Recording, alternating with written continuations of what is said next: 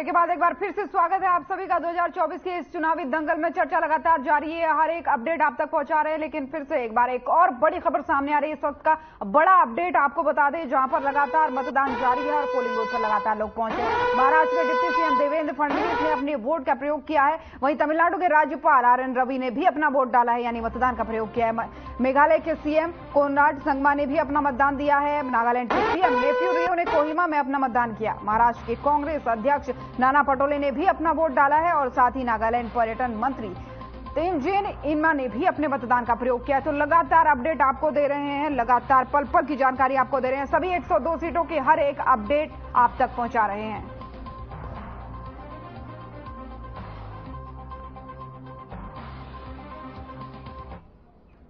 और मेहमान हमारे साथ सभी बने हुए हैं, लेकिन उससे पहले सवाल संदीप आपसे करना चाहूंगी, कोई और अपडेट, कोई और बड़ी जानकारी अभी तक की? अब दिन चढ़ता जा रहा है, उसके बाद में लोगों का वोटिंग प्रतिशत भी बढ़ता जा रहा है। मैं आपका एक तरफ ध्यान कराऊंगा वोटिंग प्रतिशत की तरफ में, कितना प्रतिशत मतदान यहाँ पर हुआ है। देखिए, बात अगर पश्चिम बंगाल की करूँ होती तो पश्चिम बंगाल में 33.56% वोट डाले जा चुके हैं। असम में 27.22%, उत्तराखंड में 24.83%, असम में 27.22%, MP में 30.46% अभी तक वोट 11 बजे तक डाले जा चुके हैं। नए अपडेट आएंगे जैसे वो आपको सुनाएंगे। उससे पहले जम्मू कश्मीर में 22.69%, अरुणाचल में 28.3%, यूपी में 25.20% वोट डाले जा चुके हैं। त्रिपुरा में 23.28% अभी तक वोट पड़ चुके हैं। तमिलनाडु में 23.72% वोट डाले जा चुके हैं। मणिपुर में 27.74%, छत्तीसगढ़ में 28.12% और बिहार में 20.82%। ज्योति, अगर बात मैं यहाँ पे करूँ, बात अभी उत्तराखंड की 5 सीटों की, तो उत्तराखंड की 5 सीटों के जो है वो भी वोटिंग प्रतिशत हमारे सामने आ चुका है। नैनीताल में अभी तक 26.46% वोट डाले जा चुके हैं। हरिद्वार में 26.47% वोट डाले जा चुके हैं। अल्मोड़ा में 22.21% वोट पड़ चुके हैं। पौड़ी गढ़वाल में 24.43% वोट डाले जा चुके हैं। टिहरी गढ़वाल में 23.23% ज्योति अभी तक वोट डाले जा चुके हैं। अभी तक का जो वोट प्रतिशत था वो हमने आपके सामने रखा। आपको बता दें कि लगातार जो है वोटिंग प्रतिशत ज्यादा जो है बंगाल का सामने आ रहा है, क्योंकि वहां पे शुरू से ही जो है वोटिंग की बढ़त बन के चली थी। उसके बाद में अगर बात करें, जैसा कि आपने कहा था कि उत्तराखंड में, क्योंकि उत्तराखंड में जो है लोग, युवा जो ज्यादातर लोग हैं, वोटिंग वाले लोग हैं, वो अभी जो बाहर थे वो नौकरी के लिए चले जाते थे। लेकिन जैसे जैसे अभी दिन चढ़ेगा, मैं आपको फिर से बता दूं, वैसे वैसे वोटिंग प्रतिशत बढ़ेगा, क्योंकि अभी सबसे ज्यादा संख्या में महिलाएं बाहर आएंगी। क्योंकि सुबह का समय ऐसा होता है जब महिलाएं अपने घर के कामकाज में लगी होती है, उसके बाद जब कामकाज खत्म होता है तो दोपहर के समय वोटिंग प्रतिशत बढ़ता है। और बात अगर रुझान ही करें तो सबसे ज्यादा जो है युवाओं में मत का जो है सबसे ज्यादा वो देखा जा रहा है कि क्रेज देखा जा रहा है, क्योंकि जो पहला वोटर है, फर्स्ट टाइम वोटर, उसको अपने इस वोट को लेकर खासा उत्साह नजर आ रहा है। वो चाह रहा है कि इस लोकतंत्र के सबसे बड़े पर्व में अपनी हिस्सेदारी निभाए। उसके साथ ही जो बुजुर्ग हैं उनमें भी खासा उत्साह देखा जा रहा है। और कहीं ना कहीं ये जो बुजुर्गों के पहुंचने का सिलसिला है, वो भी जो उनसे कम एज के लोग हैं, चाहे युवा हो चाहे यहाँ पे दूसरे लोग हों, उनमें भी ये एक संदेश दे रहा है कि जब बुजुर्ग जा सकते हैं तो आप युवा क्यों नहीं वोट कर सकते। हमने बिल्कुल, और देखा जाए तो जो लगातार उत्साह की हम बात करें, प्रशासन भी लगातार इस चीज को लेकर फ्लैग मार्च निकाला था, चुनाव आयोग लगातार कह रहा था। और इस बार जो टारगेट रखा गया है संदीप, वो 75% का रखा गया है कि 75% से ज्यादा मतदान का इस बार का लक्ष्य रखा गया है। तो जैसे जैसे वोटिंग परसेंटेज बढ़ रहा है तो लग रहा है कि कुछ उम्मीदें वहां तक, उस टारगेट तक पहुंचने की हो सकती है। आज के टाइम में अगर बात करें तो एजुकेटेड लोग जो हैं बहुत ज्यादा संख्या में, और ये वजह है कि अब लोग समझते हैं कि उनका एक एक वोट जो है कितना कीमती है। उनका एक एक वोट जो है अगले 5 साल तक उनकी तकदीर जो है वो तय करता है। इसलिए लोग ज्यादा बाहर निकल रहे हैं। और जिस तरह से इलेक्शन कमीशन ने जो है एक आंकड़ा तय किया है कि 75% से ज्यादा का वोट यहाँ पे डाला जाएगा, तो कहीं ना कहीं लगता है कि शायद ऐसा हो सकता है। और उसको लेकर इलेक्शन कमीशन लगातार से एक्टिव रहा है। हम बात करेंगे जहां एक तरफ पोलिंग जो ये पार्टियां हैं, चुनावी पार्टियां, वो अगर प्रचार में जुटी थी, तो दूसरी तरफ जो पोलिंग पार्टियां थी, जो इलेक्शन जो करवाने वाली जो पार्टियां थी, वो लगातार फ्लैग मार्च कर रही थी। देखा जाए तो चाहे प्रशासन हो, चाहे इलेक्शन कमीशन के लोग हो, चाहे पुलिस प्रशासन हो, सुरक्षा के लिहाज से भी वो पूरी तरह से बाहर निकल रहे थे, लोगों को जागरूक कर रहे थे। खासकर लोगों में ये कॉन्फिडेंस लाने की कोशिश की जा रही थी, आश्वासन दिया जा रहा था कि भाई कुछ भी हो आप बाहर आइए और ज्यादा से ज्यादा अपने वोट की जो है अपनी हिस्सेदारी दीजिए। और सुरक्षा को लेकर जहां तक बात है तो प्रशासन सुरक्षा के लिए पूरी तरह मुस्तैद रहेगा। और यही वजह है कि फ्लैग मार्च निकाले गए। और शुरू से ही, चाहे हम बात करें लास्ट समय तक, जब तक वोटिंग का पूरा सिलसिला जारी था, तब तक लेकर भी लोगों को सुरक्षा के लिहाज से तो कहीं ना कहीं प्रशासन संतुष्ट करता दिख रहा था। ठीक है संदीप, बने रहिएगा, आगे अपडेट आपसे लूंगी। लेकिन और भी मेहमान हमारे साथ बने हुए हैं। राहुल जी, आपके पास आते हुए एक बड़ा प्रश्न करना चाहूंगी। जैसा कि शालिनी जी लगातार कह रही है मेच्योरिटी लेवल जो होना चाहिए वो वाकई में नहीं दिख रहा है, वो बात सच भी है। लेकिन आपसे सवाल मेरा ये है, जो आप बार बार रोजगार की बात करते हैं कि भाई रोजगार में कमी आ गई जो है वो दिख रही है, लेकिन कांग्रेस का प्लान क्या है इसको लेकर के? एक सीधा प्लान, अपना स्पष्ट प्लान बताइए। मैम, कांग्रेस का प्लान मैनिफेस्टो में आपने देखा होगा, 30 लाख युवाओं को रोजगार के लिए, व्यापार बढ़ा के, व्यापार के माध्यम से रोजगार देने के लिए। बीजेपी ने भी की थी, आज आप ही उन पर सवाल उठा रहे हैं कि भाई 2 करोड़ रोजगार देने की बात कही थी, कहाँ है रोजगार? तो प्लान बताइए ना। देंगे हर कोई पार्टी करिए, हम देंगे, ये देंगे, वो देंगे, किस सेक्टर का क्या प्लान आपका है उसको थोड़ा सा रखिए। गवर्नमेंट सेक्टर के अंदर आप देखोगे इतने पद खाली पड़े हैं, सबसे पहले तो वो फिल किया जाएगा। कोई भी गवर्नमेंट कभी भी 100% बेरोजगारी खत्म करने के लिए सक्षम नहीं होती है। जो व्यापारी वर्ग होता है, जो औद्योगिक सेक्टर होता है, ये सबसे बड़ा सक्षम होता है बेरोजगारी को कम करने के लिए। इसलिए कांग्रेस पार्टी जब भी सत्ता में आती है उसके लिए लघु उद्योग होते हैं, गांव स्तर के अंदर छोटे छोटे उद्योग लगते हैं जो बेरोजगारी कम करने में सबसे बड़े सक्षम होते हैं। उसके बाद अपना कहते हैं शहरी क्षेत्र के अंदर आते हैं, जो शहर के अंदर उद्योग होते हैं, लघु क्षेत्र से बड़े उद्योग होते हैं, फिर अपने नेशनल लेवल पर उद्योग होते हैं। तो जो ये सरकार है, ये नेशनल उद्योग पे जो कुछ गिराने उसके ऊपर फोकस करती है। कांग्रेस उस पर फोकस ना करके लघु उद्योग से लेके बड़े बड़े सभी उद्योग के ऊपर फोकस करती है। गांव स्तर के अंदर जब उद्योग लगेंगे, छोटे स्तर पे जो उद्योग लगेंगे, जैसे गांव के अंदर कूलर होते हैं, निवार होती है, पिलंग होते हैं, ये ऐसे पापड़ होते हैं, ये बहुत छोटी छोटी चीजें होती है जो गांव स्तर पे बनती हैं। वहां पे गांव की महिलाएं भी, युवा भी सब वर्ग वहां पे काम करते हैं। जब गांव में उद्योग लगेंगे, छोटे मिनिमम जो लघु उद्योग जिसे कहते हैं, जो लगेंगे तो रोजगार तो वहां पे उनको गांव वालों को ही मिलेगा। उसके बाद जब हम शहर लेवल के अंदर आएंगे, शहर के अंदर बड़ी बड़ी फैक्ट्रियां होती है, कोई पाइप की, स्टील की फैक्ट्री होती है, कोई लोहे की फैक्ट्री होती है, बहुत तरह की औद्योगिक सेक्टर होते हैं, तो उसके अंदर वो शहर के वहां पे मिलेगा। और बड़े उद्योग के अंदर कितने वो एक जो स्टेट लेवल के अंदर होते हैं, स्टेट लेवल के अंदर उद्योग जो वो स्टेट लेवल के लिए देंगे। हमारा जो फोकस है वो सभी वर्गों के लिए है कि लघु उद्योग, मध्यम लोग और अपर उद्योग, तीनों सेक्टर के अंदर हमारा जो है फोकस है कि हम इस उद्योगों के माध्यम से, व्यापार के माध्यम से रोजगार देंगे। और जो रोजगार सरकारी पद खाली पड़े हैं सबसे पहले उनको भरेंगे। महंगाई के लिए कुछ कमेटी बनाई जाएगी, उस महंगाई जो उधर इतनी डे बाय डे बढ़ती जा रही है उसको कंट्रोल करने के लिए उसी हिसाब से कार्य किया जाएगा। ये हमारा सारा प्लान है। महंगाई तो एक समस्या है ही है, वो दिखता भी है और उसके लिए लगातार जिक्र भी किया जाता है, लेकिन घटेगी कैसे, ये प्लान शायद ही किसी पार्टी के पास होगा। शर्मा जी, आपके पास आते हुए सवाल यही दोहराना चाहूंगी कि आपके पुराने मैनिफेस्टो की बात करें तो 2 करोड़ रोजगार की बात थी, अभी के मैनिफेस्टो की बात करें तो तमाम सारे सवाल चारों तरफ से उठ रहे हैं कि अभी रोजगार को लेकर कोई स्पष्ट प्लान नहीं है, कोई आंकड़ा नहीं दिया गया। लेकिन पिछली बार आंकड़ा दिया गया था, उस पर आपत्ति थी कि भाई उस आंकड़े को छुआ नहीं गया। तो आपका क्या कुछ प्लान है इसको लेकर के, थोड़ा सा बताइए। देखो, सबसे ज्यादा रोजगार हमारी सरकार ने दिया है। हरियाणा में 1,40,000 के लगभग हमने अपने बच्चों को रोजगार दिया है। ठेकेदारी प्रथा हमने कम किया है। कौशल रोजगार निगम के तहत जो ठेकेदार के अंडर बच्चे काम करते थे उनको कौशल रोजगार निगम के अंतर्गत उनको हमने रोजगार दिया। अच्छा, पहले ठेकेदार क्या करता था इनके टाइम में, ये अपने आदमियों को ठेका दे देते, वो 1 महीने, 2 महीने, 4 महीने में पैसे लेके भर्ती करता था। ये तो कहा जा रहा है स्किल डेवलपमेंट का जो भी कोर्स वगैरह कराया जा रहा है वो ठीक है, लेकिन अभी हमारे जो एक्सपर्ट जुड़ी थी उन्होंने कहा था, मतलब शालिनी जी जुड़ी वर्मा साहब, उन्होंने कहा था कि ऐसा कोई प्लान, कोई प्लेसमेंट, कोई वैसी रूपरेखा नहीं है। ऐसा है ना, वो मैंने आपको वही तो बताया ना, उधर से स्किल डेवलपमेंट ऑफ इंडिया ले गए हम, उधर से एक इंडस्ट्री का ग्रोथ हुआ है हमारे टाइम में। भाई खरखोदा में बहुत बड़ा मारुति बना है और नई नई इंडस्ट्री लगने लग रही है और हर क्षेत्र में प्रति व्यक्ति आय हमारी बढ़ी है। किसानों को उनकी फसल का मुआवजा, उनकी फसल का दाम मिलने लग रहा है। सबसे ज्यादा फसल का दाम किसानों को हरियाणा दे रहा है। तो 14 फसलों को MSP पे हम खरीद रहे हैं। हर क्षेत्र में हम आगे बढ़ रहे हैं और ये तो वैसे ही 60 साल 65 साल इनका राज रहा।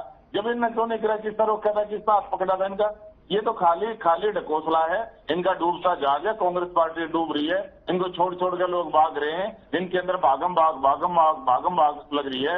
और इनमें कांग्रेस में भी आपस में गुटबंदी है। कांग्रेस में भी जैसे हमने बताया कई कांग्रेस है, कहीं शैलजा कांग्रेस है, कहीं दीपेंद्र हुड्डा कांग्रेस है, कहीं भूपेंद्र हुड्डा कांग्रेस है, कहीं किरण चौधरी कांग्रेस है, कहीं वो क्या नाम है, वो रणदीप सुरजेवाला कांग्रेस है। और फिर ये क्या कह के वोट मांगेंगे? इनके पास में क्या एजेंडा है? अरे पिछली बार आपने लोगों को बका दिया 60-65 साल। ये जनता जाग चुकी है, आपकी बकाई में आने वाली नहीं है। मोदी जी उनको देवता के रूप में नजर आ रहे हैं। 2019 के अंदर आपका था 75 पार, फिर मोदी आपकी कितनी सीटें आई? बना लिया है, मोदी जी को आशीर्वाद देगी और तीसरी बार फिर मोदी जी प्रधानमंत्री बनने जा रहे हैं। हरियाणा में 10 की 10 सीटें इंतजार करना होगा शर्मा जी, बनेंगे नहीं, ये आने वाले समय की बात है। ठीक है राहुल जी, पर्ची पर आपने रोजगार दिया, रोजगार की ही बात क्योंकि चल रही है और हमारे जो संवाददाता है वो फील्ड पर बने भी हुए हैं। सलमान मैं चाहूंगी कि जो लोग वोट मत का प्रयोग करने वहां पर आए, अगर कुछ लोग आपको मिले तो रोजगार को लेकर के पूछिए कि रोजगार के मुद्दे को लेकर कितने लोग वोट करने वाले हैं, कि क्या इस बार वो रोजगार के मुद्दे पर वोट करने वाले हैं या कर रहे हैं। क्यों रोजगार की कितनी बड़ी समस्या है उस क्षेत्र में, क्योंकि लगातार बीजेपी दावे करती है कि हमने रोजगार दे दिए, कांग्रेस कहती है नहीं दिए हैं। तो एक बार थोड़ा सा जानने की कोशिश कीजिए कि रोजगार के मुद्दे पर इस बार लोग वोट करने वाले हैं या नहीं। रोजगार की बात करते हैं हम लोग। मैडम क्या आप पहली बार वोट देने आए हो? क्या लगता है आप बेरोजगार हैं? तो यहाँ पे अगर रोजगार की हम बात करते हैं, काफी सारे युवा लोग हैं जो प्लान करते हैं काम के लिए। क्या लगता है कि किस प्रकार से आपने क्या मुद्दे लेकर वोट किया? आपका पहला वोट है ना? ठीक, तो कैसा लगा आपको पहला वोट? अच्छा ही लगा। रोजगार की हम बात करते हैं तो युवा लोगों की क्या तकलीफ होती है यहाँ पे? ये होती है कि पानी ये सब कमी होता है। और क्या लगता है कि जो रोजगार की जो परेशानी चल रहा है, बीजेपी कह रही है कि हमने सबको रोजगार दिया, कांग्रेस भी यही कह रही है। आपको क्या लगता है कि कितनी % रोजगार लोगों को मिली है? क्यों लोग यहाँ से पलायन कर रहे हैं? और नहीं बता पा रहे हैं। मैं बता दें कि यहाँ पे जिस प्रकार से हम रोजगार की बात करते हैं, काफी सारे लोग हमारे जो पड़ोसी राज्य तेलंगाना आंध्र प्रदेश करके हैं, तो वहाँ पे वो लोग पलायन करते हैं कि बेरोजगारों को क्योंकि रोजगार नहीं मिल पाता है। रोजगार की बड़ी बड़ी बातें होती है, जो भी सत्ते में आता है, जो भी सरकार आके बैठता है तो वो रोजगार की बातें करती है। लेकिन अब देखना होगा जितने भी बेरोजगार लोग इस बार जो वोट कर रहे हैं, सब लोग बढ़ चढ़ के वोट कर रहे हैं। जो पलायन कर चुके लोग, कई लोग गाड़ियों से आके वो लोग वोटिंग कर रहे हैं। लेकिन अब देखना होगा कि किस टाइप का ये वोटिंग होगा और किसकी सरकार, जो प्रधानमंत्री के जो चुनाव हुए वो किसको चुना जाएगा और कौन बनेगा प्रधानमंत्री, उस चीज को अपन देखते हैं। लेकिन जिस प्रकार से आप बेरोजगार की बात करते हैं तो यहाँ बेरोजगार बस्तर में सबसे ज्यादा मात्रा में है और बेरोजगारी को लेकर कई लोग पलायन करते हैं, मिर्ची तोड़ने जाते हैं, कई लोग चीनी करने जाते हैं। जो अच्छे पढ़े लिखे लड़के हैं, कोई सिविल इंजीनियर बन के बैठा है तो वो भी आदमी को जॉब नहीं मिलने की वजह से वो भी मिर्ची तोड़ने जा रहे हैं। अभी की अपडेट है जिसको हम आपको बता रहे हैं। और रही बात तो यहाँ पे चुनाव को लेकर, यहाँ पे चुनाव में जिस प्रकार से वोटिंग करें उनके लिए चुनाव आयोग ने इस प्रकार से सेल्फी स्ट्रक्चर बना कर रखा है। आपको हम दिखा दें, इस प्रकार से सेल्फी स्ट्रक्चर बना कर रखा ताकि उनको मनोरंजन भी हो, लोग खुश हो रहे हैं उसको देख के। जी, बहुत ज्यादा सेल्फी पॉइंट्स को लेकर खुश हो रहे हैं। यहाँ पे देखिए बस्तर की जो कल्चर की हम बात करते हैं तो यहाँ पे इसको ध्यान से देखिएगा। यहाँ पे बस्तर की बात करें तो बस्तर की जो बकरी या मुर्गी और इस टाइप का जो सिंगाड़े होते हैं, ये देखिएगा इस टाइप के बना के रखे हैं। लोग इन्हें पहन कर सेल्फी ले रहे हैं। चलिए, ये अच्छी बात है। ये थोड़ा सा एक छोटी सी पहल चुनाव आयोग की तरफ से या जो भी कहें, चलिए ठीक है। लौटेंगे आपके पास। तस्वीरें आप लगातार दिखा रहे हैं हमारे दर्शकों को, लगातार दर्शक देख रहे हैं, अपडेट देख रहे हैं, क्या कुछ मुद्दे हैं। शर्मा जी, छत्तीसगढ़ में आपकी सरकार है, रोजगार की बात हो रही है तो धरातल से रिपोर्टर क्या कह रहे हैं आपने सुना होगा।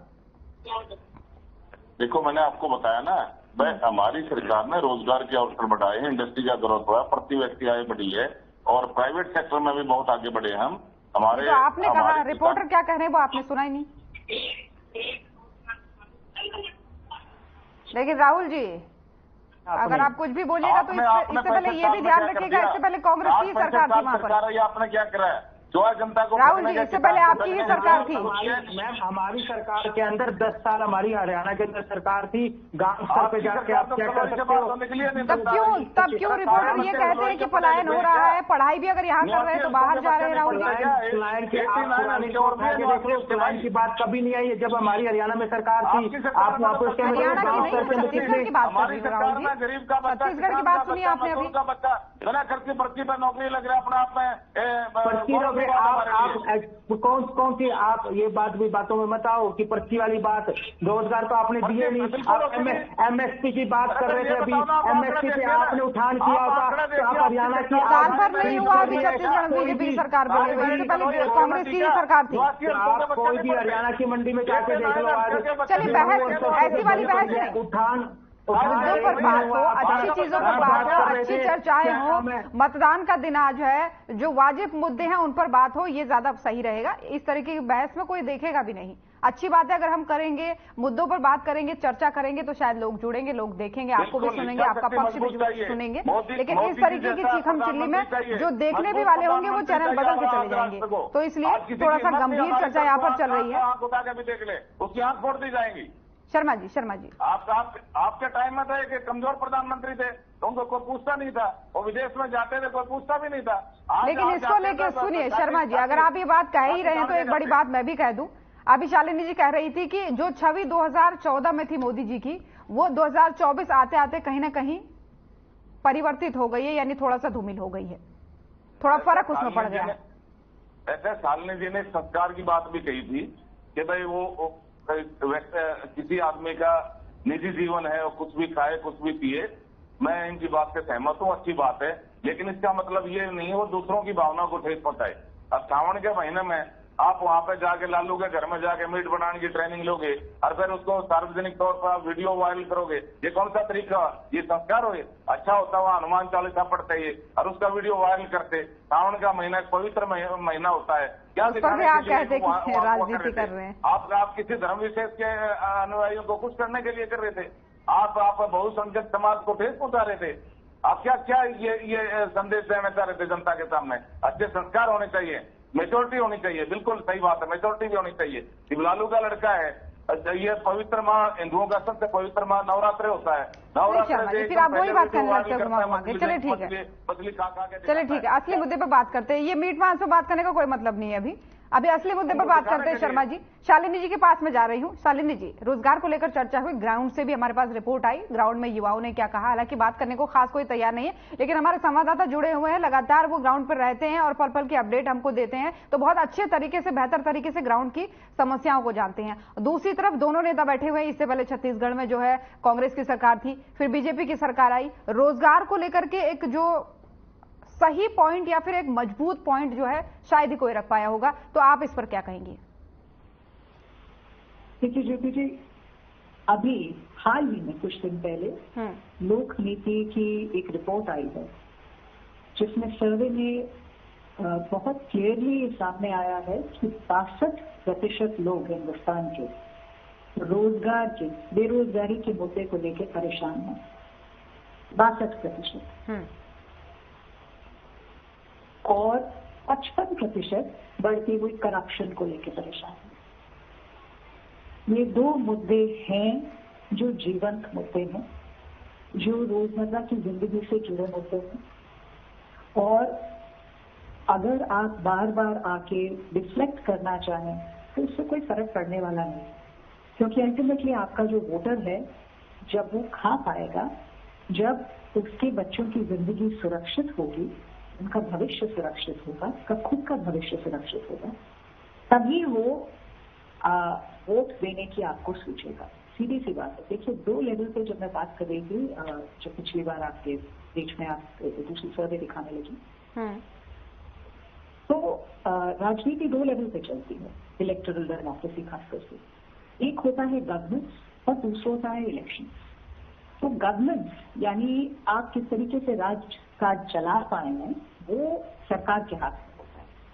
वहां सरकार का रिपोर्ट कार्ड तैयार होता है। दूसरा होता है इलेक्टोरल, यानी कि आप इलेक्शन कैसे जीतते हैं, आप पावर में कैसे आते हैं, सत्ता में कैसे आते हैं। उस जो हमने देखा है ऑपोजिशन के पास यही एक प्लैंक होता है कि आप वापस कैसे आएंगे सत्ता में।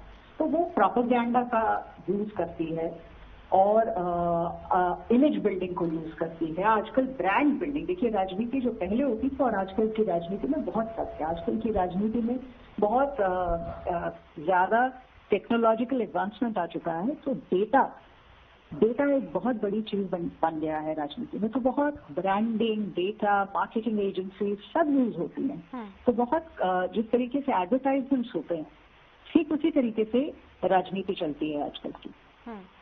तो जिस तरीके का ब्रांड मैनेजमेंट किया जा रहा है, चाहे वो एनडीए की तरफ से हो, चाहे इंडिया ब्लॉक की तरफ से हो, तो जो सरकार है, लेकिन सरकार के पास ब्रांड बिल्डिंग के अलावा भी एक एक और शस्त्र है उसके पास यूज करने का, जो कि गवर्नेंस है। वही मैं कह रही हूँ कि आपने क्या ऐसे काम किए जिससे लोगों की जिंदगी और आसान हुई। शालिनी जी यहीं से, शालिनी जी सुनिए, सरकार के पास है। शालिनी जी यहीं से सरकार का रिपोर्ट कार्ड क्या है? अगर सरकार भी सिर्फ प्रोपेगेंडा पे, सरकार भी सिर्फ ब्रांड मैनेजमेंट पे फोकस कर रही है 5 सालों में, तो मेरे हिसाब से इससे ज्यादा आपके फेलियर की दिखाने के लिए कुछ नहीं है। ठीक। और इसके शालिनी जी अलावा यहीं से शुरुआत करेंगे। सुनिए शालिनी जी, मेरी आवाज पहुंच पा रही है, यहीं से आप दोबारा शुरू करिएगा, लेकिन उससे पहले संदीप कुछ अपडेट देना चाह रहे हैं। संदीप न्यूज रूम से हमारे साथ लगातार जुड़े हुए हैं, लगातार पल पल के अपडेट हमें दे रहे हैं। संदीप, कुछ और नया अपडेट आपके पास हो तो दर्शकों को दीजिए। ज्योति, अभी तो 11 बजे का ही अपडेट था जो मैंने आपको बता दिया, लेकिन जैसे अपडेट हमारे पास में आएगा मैं आपको तुरंत बताऊंगा। बड़े बड़े चेहरे भी लगातार मतदान के लिए बिल्कुल मैं उसी पे आ रहा हूँ कि बड़े बड़े चेहरों ने मतदान दे दिया है। पूर्व मुख्यमंत्री हरीश रावत भी अपना वोट डाल चुके हैं। और अगर बात करूं मैं महाराष्ट्र के डिप्टी सीएम देवेंद्र फडणवीस, उन्होंने भी अपना वोट दे दिया। और नॉर्थ ईस्ट की बात करूं, नॉर्थ ईस्ट के काफी ऐसे राज्य जिन्होंने अपने वहां के दिग्गज जो है वोट डाल चुके हैं। और लगातार जो है वोटिंग के लिए अब लोग निकल रहे हैं। दिग्गजों का वोट डालना भी कहीं ना कहीं लोगों को प्रेरित कर रहा है कि आप भी बाहर आइए और अपने वोट का इस्तेमाल कीजिए। बिल्कुल। और आपने कहा हरीश रावत ने वोट दे दिया, इस बार बेटे को मैदान में उतारा है, उन्होंने खुद लड़ने से मना कर दिया हरिद्वार की सीट से, तो कितनी मजबूती दिख रही है वहां, कैसी टक्कर दिख रही है आपको?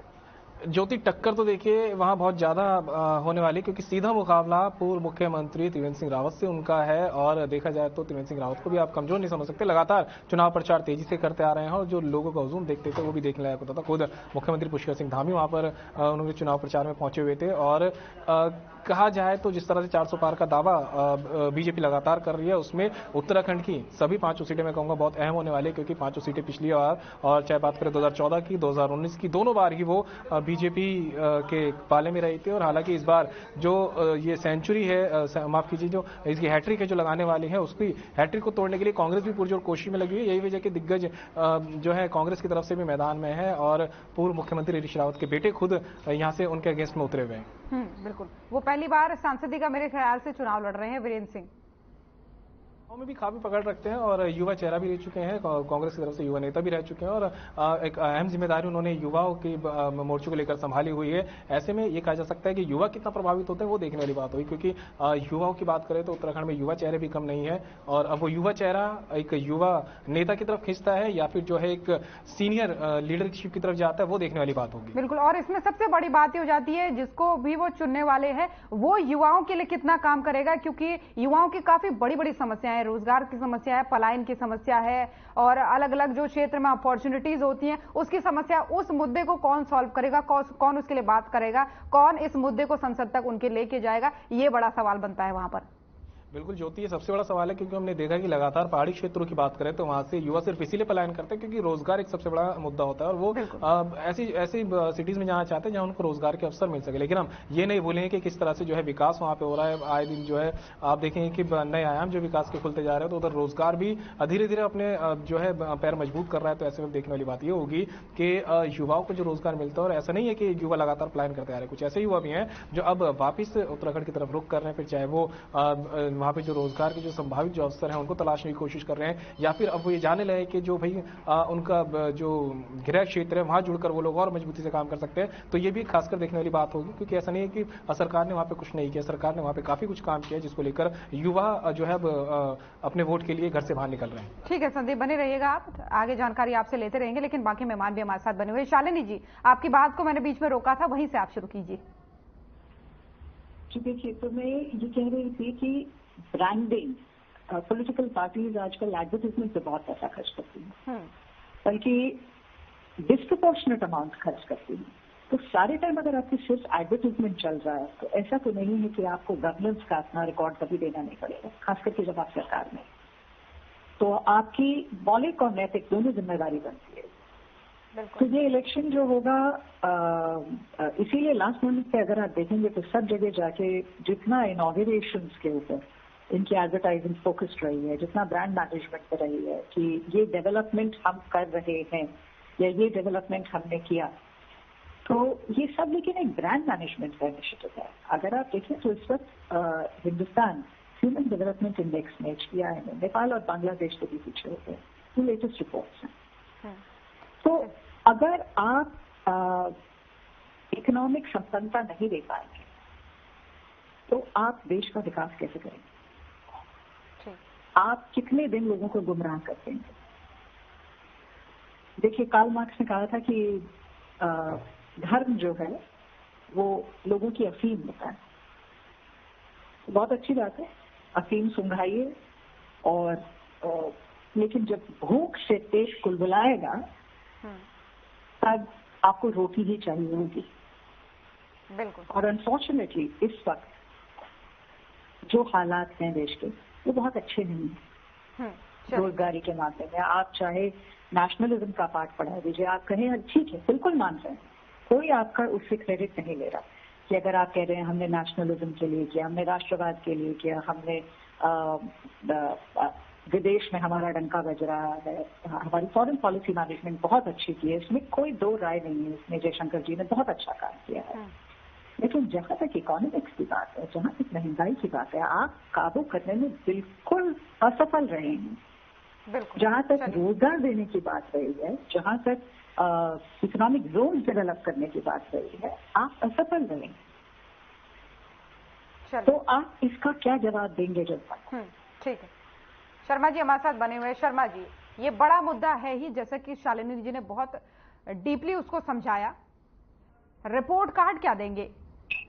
रोजगार तो बड़ी समस्या है ही, महंगाई भी बहुत बड़ी समस्या है, इसके लिए क्या रोड मैप है? इससे कैसे निजात देंगे? चाहे हम विदेश में अपनी धाक बढ़ाएं, चाहे हम राम मंदिर बना लें, चाहे हम वन नेशन वन इलेक्शन भी बना लें, लेकिन जो मूलभूत सुविधाएं हैं, जो मूल समस्याएं हैं, उसके लिए क्या रोड मैप है? सटीक तर्क संगत आंसर चाहूंगी आपसे। देखो, ऐसा है, पहले तो ये जो भाई बैठे हैं इनसे पूछो, 60-65 साल इनकी सरकार रही है, तो इन्होंने क्या किया? सबसे पहले इन्होंने जनसंख्या नियंत्रण बिल लाना चाहिए था। तो ये इतने रोजगार, ये बेरोजगारी इतनी नहीं बढ़ती अगर उस टाइम ये जनसंख्या नियंत्रण बिल ले आते। तो हर देश ने अपनी अपनी जनसंख्या पर नियंत्रण रखा है। इन्होंने 60-65 साल कुछ नहीं किया, भाई को भाई से लड़ाया है, और हमने रोजगार के नए अवसर भी पैदा किए हैं। इंडस्ट्री में भी ग्रोथ हुआ है, प्राइवेट सेक्टर में भी ग्रोथ हुआ है, और उधर से फॉरेन में भी, पहले फॉरेन में भी रोजगार के अवसर बढ़े हैं, और फॉरेन जाना भी हमने बहुत आसान कर दिया है, सरकार उसमें मदद करती है। पहले इनके टाइम में तो क्या होता था, पासपोर्ट 1.5-2 साल में बनके पासपोर्ट आता था। एक पासपोर्ट कार्यालय दिल्ली में होता था, उसके बाद में चंडीगढ़ में बना हमारी राजधानी में। अब डिस्ट्रिक्ट लेवल पर भी हमने पासपोर्ट कार्यालय खोल दिए हैं, और पासपोर्ट बनने में कोई ज्यादा दिक्कत भी नहीं आती, सरकार भी मदद करती है।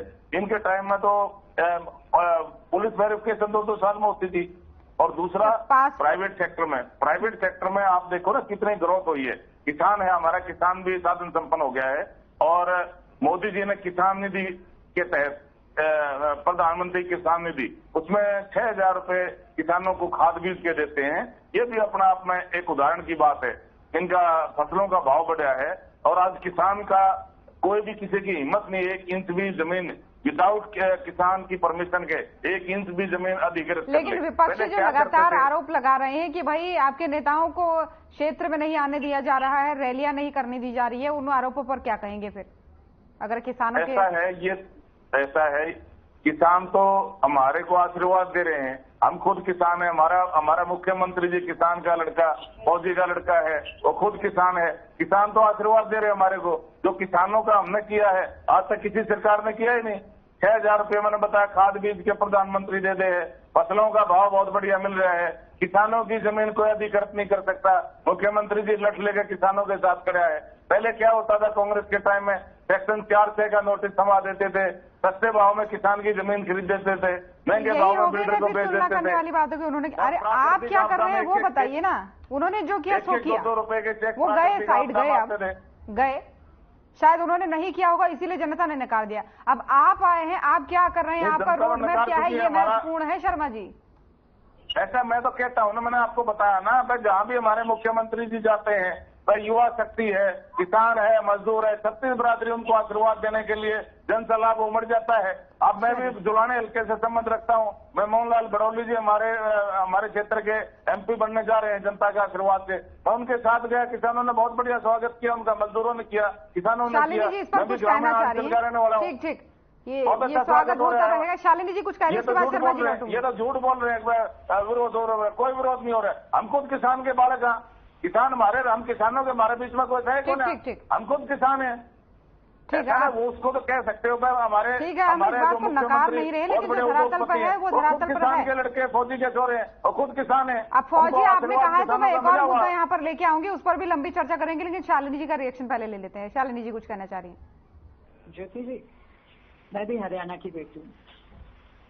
मुख्यमंत्री जी लठ लेके किसानों के साथ खड़े हुए तो मुझे याद नहीं, लेकिन किसानों के ऊपर लठ जो बरसाए गए तो बहुत अच्छे से मुझे भी याद है। कोई भी देश कितना भी विकसित हो, उस विश्व के सबसे विकसित देश कहीं पे भी किसानी बिना सब्सिडीज के सर्वाइव नहीं कर सकती है, ये एक फैक्ट है। और इस देश में 2023 से 2024 यानी पिछले एक साल में ये रिपोर्ट्स उठाएं और पढ़ें, जो बिलियनियर्स हैं, जिनके पास अथाह पैसा है, उनकी कमाई में पिछले एक साल में 45% प्रगति हुई है, 45%।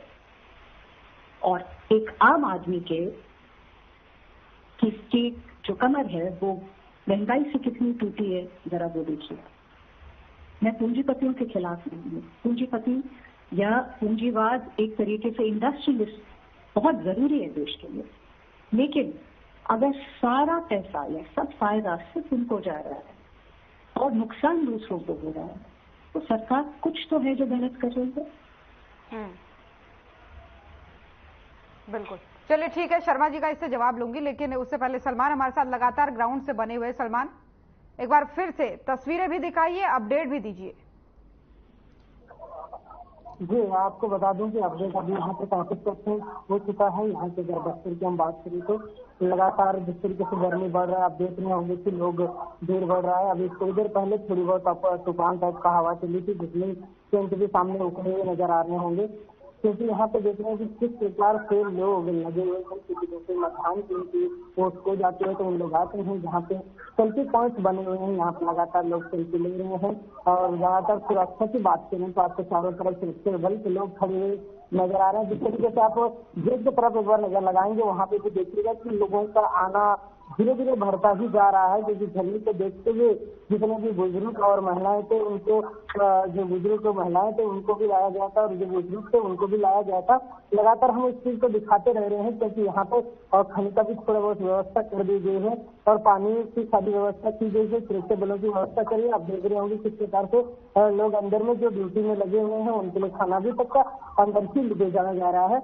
और जिस प्रकार हम बात करें सुरक्षा बलों के लोग जहाँ जहाँ जगह जगह पे खड़े नजर आ रहे हैं, क्योंकि जो हर तरह से सुविधाएं देते मौजूद चीजें, जिस प्रकार से हम टेंट को दिखा रहे थे वहाँ पे भी देखिए कि सारे जो चुनाव आयोग के लोग हैं वो लोग तुरंत पहुंच गए हैं और इस चीज को जल्द से जल्द मरामत कर रहे हैं। क्योंकि यहाँ बस्तर एक ऐसा क्षेत्र है जहाँ पे भय का माहौल हमेशा बने रहता है। बस्तर में लगातार लोगों के साथ लोगों को वोट करने का नहीं मिलता। धूप बहुत है, एकदम कड़क धूप पड़ रही है, देख रहे हैं हम भी तस्वीरों में जिस तरीके से एकदम चटक धूप है। तो ऐसे में बचाव आप भी अपना कीजिएगा। और वहां पर पानी वानी की व्यवस्था मतदाताओं के लिए क्या उचित है?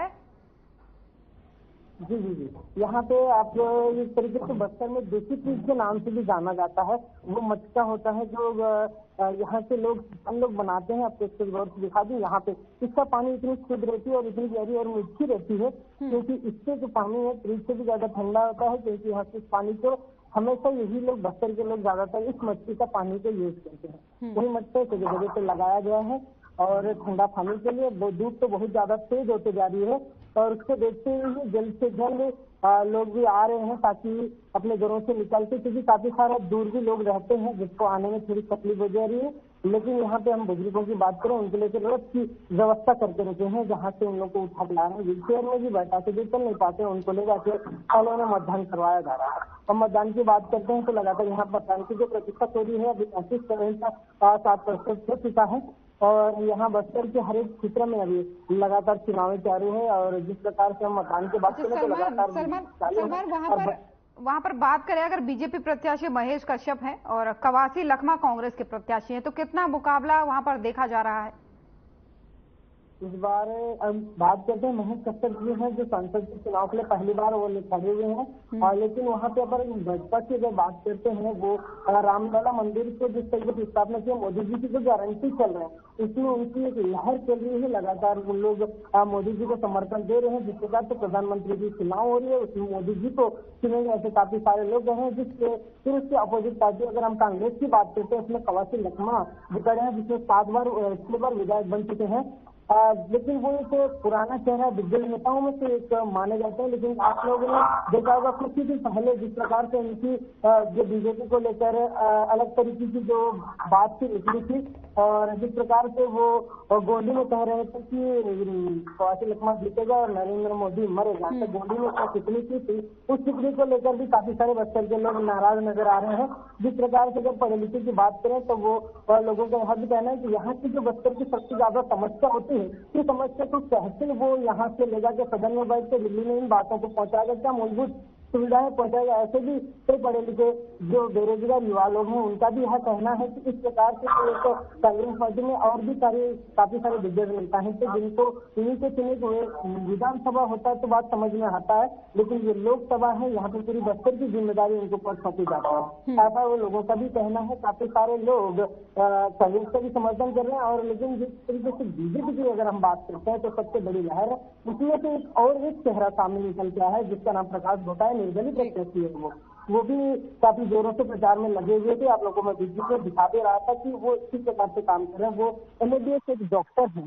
वो डॉक्टर की पढ़ाई छोड़ के भी उसने डॉक्टर का अगर वो कहीं जॉब भी करता तो उससे 1.5 लाख की सैलरी वो मिलती। लेकिन उसने उसको भी छोड़कर यहाँ चुनावी मैदान में कूद गए हैं और कह रहे हैं कि अगर कवासी लखमा जैसे व्यक्ति को अगर नहीं उतारते तो मैं इस पंचायत चुनाव के लिए मैं सामने नहीं आता। लोगों की बस्तर की जो सबसे बड़ी समस्या है मैं इन समस्याओं को जिस प्रकार से बेरोजगारी की बात करें या फिर हम किसानों की मूलभूत सुविधा की बात करें या किसानों की योजना की बात करें, काफी सारे मुद्दे उसने गिनाए हैं जिसमें वो कह रहे हैं कि अगर मैं आता हूं तो सारे चीजों को मैं सदन तक ले जाऊंगा, उनसे बात करूंगा। ऐसा उनका भी कहना है। ये लगातार चेहरे जो है सामने आ रहे हैं एक से एक बढ़कर। लेकिन हम बात करते हैं इस चुनाव की। जी ठीक है, जी ठीक है सलमान, लगातार आप जानकारी दे ही रहे हैं, सुबह से बने हुए हैं, पल पल की अपडेट दे रहे हैं, बने रहिएगा। आगे भी तस्वीरें और नई नई जानकारियां आपसे लेंगे। फिलहाल और भी मेहमान हमारे साथ बने हुए हैं। तो लगातार मतदान जारी है सुबह से ही और इस बीच हम आपको सभी खबरें बता रहे हैं, पल पल की अपडेट बता रहे हैं। लेकिन शर्मा जी, आप थोड़ा सा खिसक करके उत्तराखंड पर आ जाते हैं।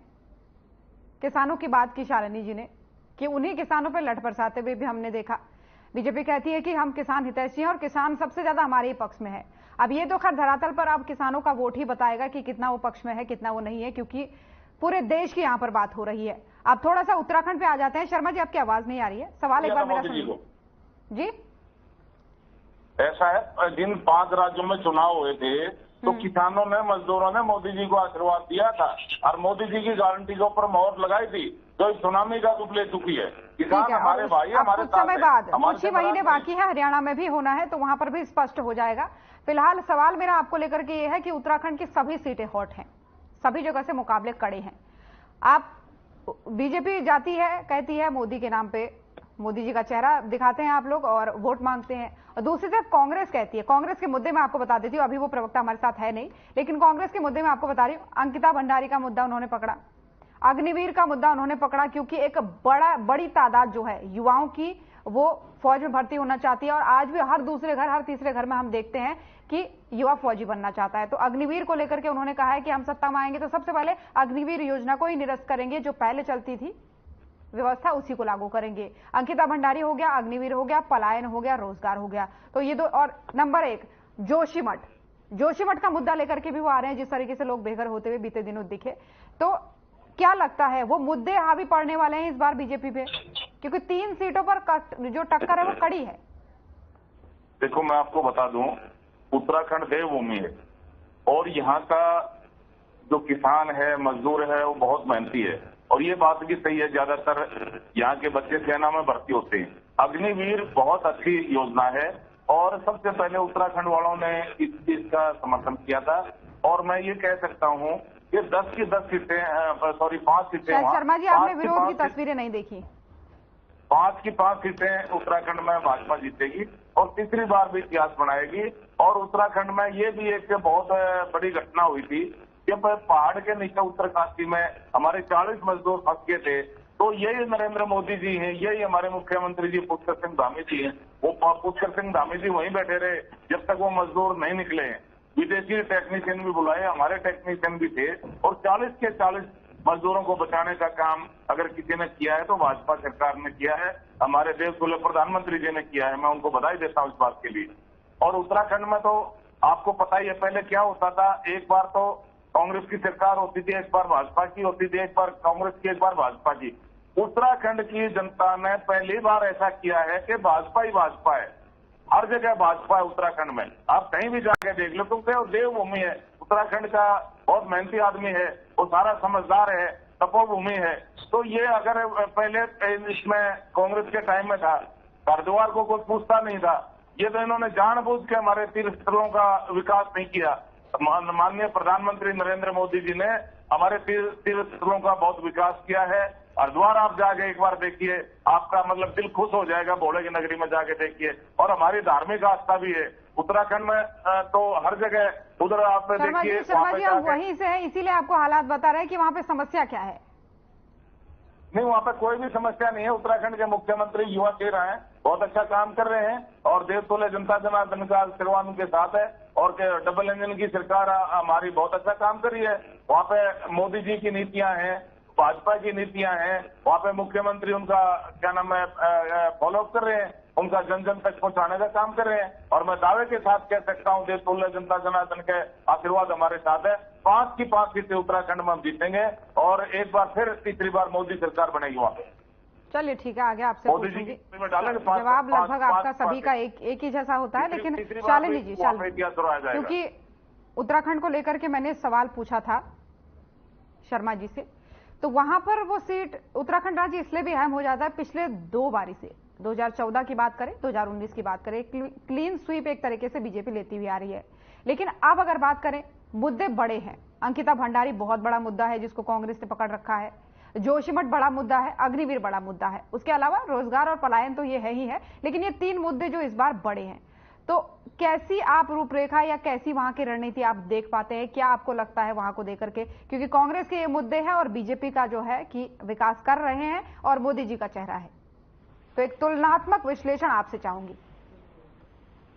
ज्योति जी, देखिए ऐसा है, जैसा कि मैंने कहा कि आज भी 2014 वाली मोदी लहर नहीं है जिसके ऊपर मोदी जी 2014 में आए। अब क्या है, उस वक्त क्या था, एक उम्मीद थी, वो सिर्फ उम्मीद पे इलेक्शन लड़ा गया, और एक ब्रांडिंग थी गुजरात की। ये 2 चीज थी।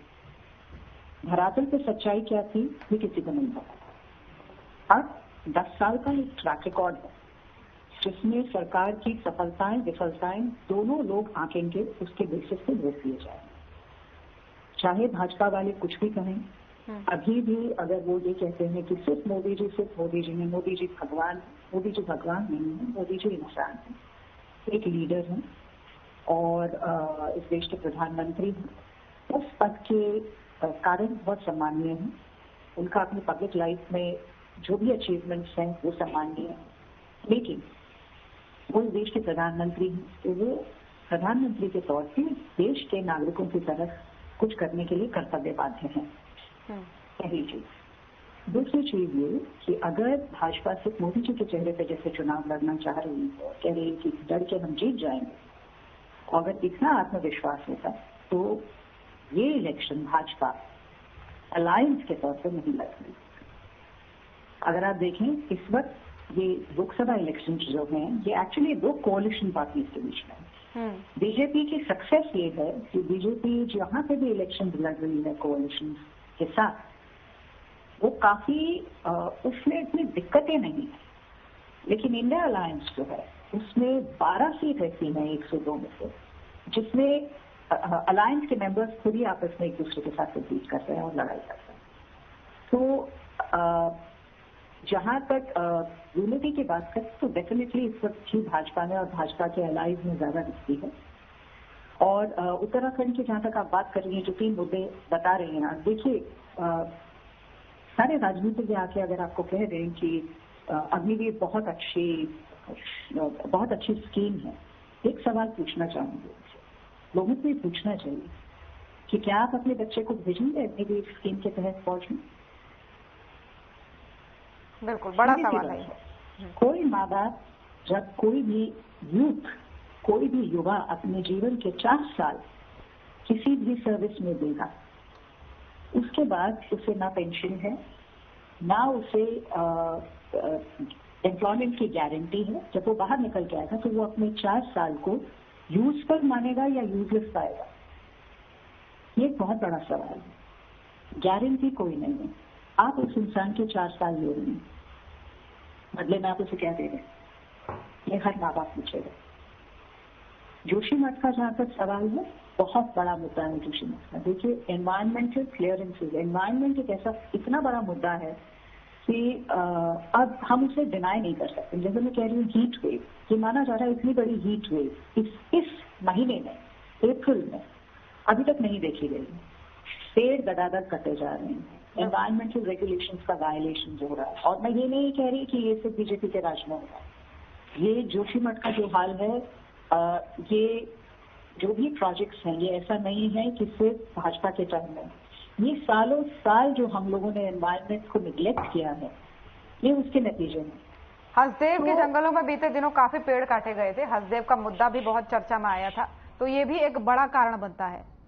जी, और अब लोगों को ये चीज समझ में आ रही है। देखिए, पिछले एकाध दशक में ये देखा गया है कि फिर मैं पूंजीवाद पे आऊंगी कि कॉमन रिसोर्सेज जो होते हैं, जो सबके होते हैं, उनको भी कई जगह की सरकारों ने इसी तरीके से पूंजीवादियों को देने की कोशिश की है। लेकिन हुआ ये है कि अब लोगों को ये चीज समझ में आती है, उनको दिखता है, समझ में आता है कि बच्चे सांस नहीं ले पाते, हम सांस नहीं ले पाते, हवा ताजा नहीं है, पानी की कमियां। देखिए, बैंगलोर जैसे शहर में पानी खत्म है।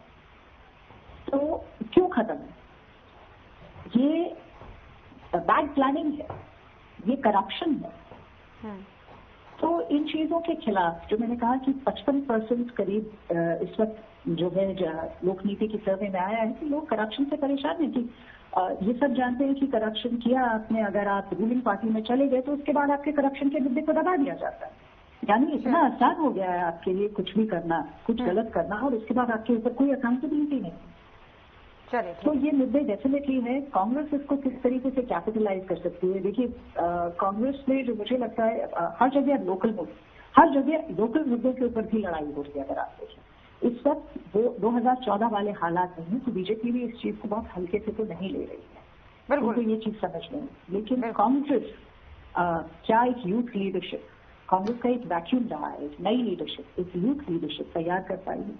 क्योंकि इस वक्त जो लड़ाई वो जो उनके ऑपोजिशन, जो उनकी एडवर्सरी है, जो इंडिया ब्लॉक है, उसके साथ लड़ने के लिए उनको बहुत मजबूत स्पीकर, बहुत क्लियर सोच वाले लोग और इंटेग्रिटी वाले लोग चाहिए।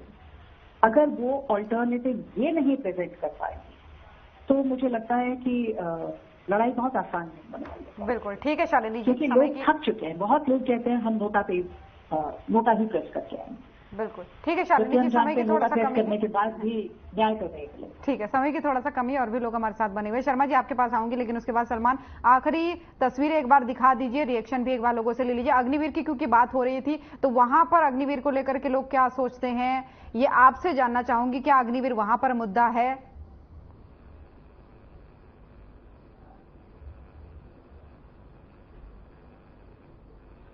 मेरी आवाज सलमान आप तक पहुंच पा रही है? जी, आवाज आ रही है मेरी? बिल्कुल जी। अग्निवीर की बात करें तो यहाँ बस्तर का एक क्षेत्र आप अच्छे से जानते हैं, जिस प्रकार का क्षेत्र ये है और जिस प्रकार का ये नक्सल प्रभावित क्षेत्र है, जहाँ पे कुछ सिलेंडर झेलने आते हैं बस्तर में, वो सबसे ज्यादा सेंसिटिव क्षेत्र है। जहाँ पे सुविधाओं की हम बात करें, वहाँ सुविधाएं नहीं पहुंच पाते हैं, क्योंकि मूलभूत सुविधाएं के बड़े बड़े दावे होते हैं जहाँ पे, और कहते हैं कि जो भी सरकार है हम बने हैं, हम ये सुविधाएं वहाँ तक पहुँचा रहे हैं। मूलभूत सुविधाओं की बात करें, रोड पुल पुलिया की बात करें, ये सारे मुद्दे जो हैं ये सही बातों के अनुसार लगते हैं, क्योंकि जिस प्रकार से वो कोशिश करे, जैसे बीजेपी की सरकार आई है, वंदन योजना की बात करें या दान खरीदी की बात करें या तेंदुपत्ता की बात करें, तो ये लोग लगातार दे रहे हैं। लेकिन कांग्रेस सरकार के रहते हुए हम उन चीजों की बात करते हैं तो उस समय में भी कई सुविधाएं जो ग्रामीण इलाकों में नहीं पहुंच पाए, कोशिश कर रहे हैं कि इस बार जितनी ज्यादा हो सके उतनी ज्यादा कैंपस लगाया जा रहा है, स्थापना कर रहे हैं, स्थानों की स्थापना हो रहा है, चेयर की स्थापना हो रहा है। अंदरूनी क्षेत्र में जिस प्रकार से जो माहौल सामने बन के आ रहा है, बस्तर की एक नई तरीके की तस्वीर बन के सामने आ रही है। क्योंकि ऐसा लग रहा है कि धीरे धीरे नक्सली की जो परेशानी है, नक्सली की जो समस्या है, लोग जिस नक्सली से ज्यादातर डरते हुए रहते हैं, धीरे से वो नक्सली की जो तादाद है वो कम होता नजर आ रहा है। क्योंकि यहाँ की जो सुरक्षा बलों या फिर हम पुलिस की बात करें या फिर यहाँ के क्षेत्र एसपी की बात करें या हम यहाँ के डीआईजी की बात करें, उस प्रकार से वो लोग धीरे धीरे से जिस चीज नक्सली के नाम है, जो डर है, उसे खत्म करने की कोशिश करें, लेकिन वो लोग और उस डर को कौन खत्म करेगा, उसको चुनने के लिए आज जनता जो है लगातार मतदान कर रही है। ठीक है शर्मा जी, फाइनल रिएक्शन आपसे चाहूंगी। सलमान, धन्यवाद आपका तमाम सारी जानकारियों के लिए। शर्मा जी, फाइनल रिएक्शन आपसे चाहूंगी, क्योंकि बीजेपी भी ये जानती है, शालिनी जी भी कह रही है कि इतना आसान तो नहीं है जितना 2014 में था, इसलिए आप भी एनडीए के तहत खूब प्रयास कर रहे हैं। इतना आसान नहीं।